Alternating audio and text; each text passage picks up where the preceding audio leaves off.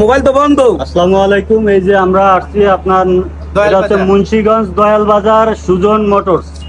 এইখানে আপনার এই যে সকালবেলা আমাদের যে অটোটা চুরি হয়েছে, এটা হচ্ছে মোবিলাক জিপিএস ট্র্যাকার যে অটো সিনটাই হয়েছে, এটা হচ্ছে জিপিএস এই যে আইসা গ্যারেজে কাজ টাজ করতেছে সবকিছু। আর এই এটার মালিক হচ্ছে এই যে সুজন সাহেব। এই সুজন সাহেব হচ্ছে গাড়ির মালিক। এই গাড়িটা কিনছে উনি, উনি বলতেছে উনি কিনছে, উনার ভাই নাকি কিনছে। ঠিক আছে, এখন এই অলরেডি পুলিশ আসতেছে, আমরা ইনফর্ম করা হয়েছে, পুলিশ আসতেছে। আপনার এই যে এলাকার লোকজন আছে সবাই আছে। আমার সাক্ষাৎ পেন বলেন।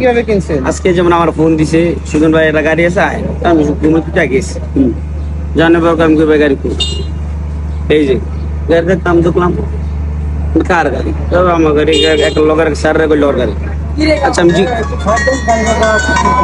গাড়ি সাইড দেন।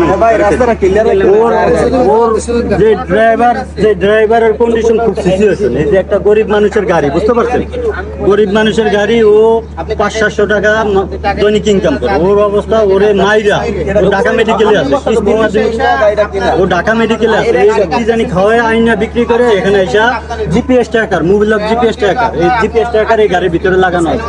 জিপিএস এর মাধ্যমে আমরা ধরছি, বুঝতে পারছেন। এটা হচ্ছে আজকে সকালে এখানে আইনা এই যে গাড়িতে কাজ। এখন আঙ্কেল আপনি বলেন এখন কি করা যায়, আপনি বলেন।